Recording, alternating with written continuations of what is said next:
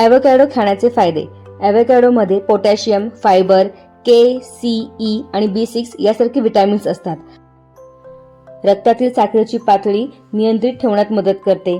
डोळ्यांसाठी फायदेशीर. बोन्स मजबूत होतात. वजन कंट्रोलमध्ये राहते. हृदयाचे आरोग्य सुधारते आणि पचनासाठी उत्तम. वरच्यावर आहारात समाविष्ट नक्की करा. थोडं महाग असतं पण तब्येतीसाठी करावंच लागतं.